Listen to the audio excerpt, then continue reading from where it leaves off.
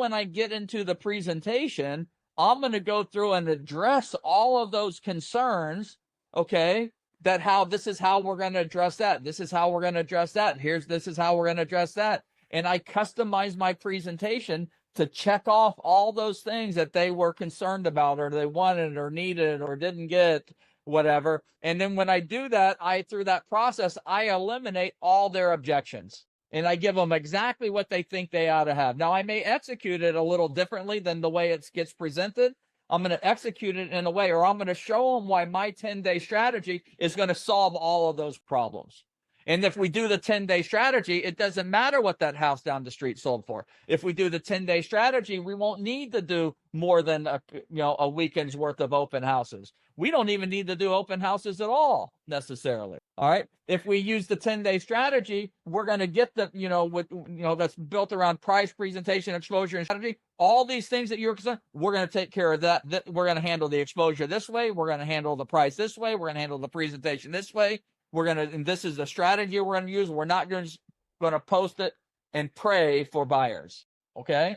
And you give them a strategy. And that what comes with the strategy, when you're using a 10-day strategy, basically what you're saying, you're appealing to the need of every home seller in every single market. And that is, they want to sell their house fast, and they want to sell it for not just the most money, they want to sell it for their price or more. Okay.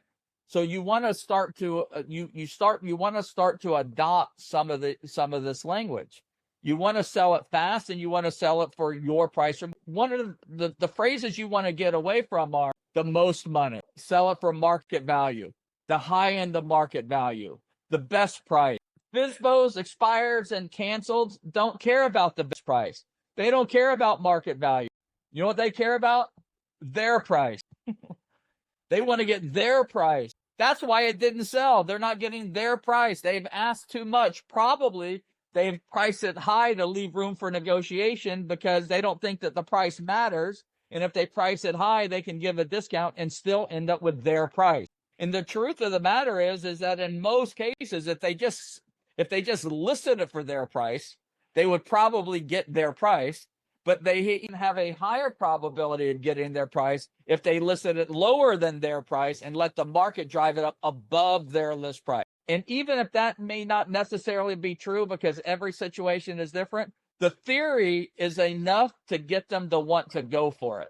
Because the worst thing that'll happen is they'll figure out what the market value is within 10 days, and then they'll have the data they need based on offers as to what, and be able to decide whether or not they actually want to accept one of those offers or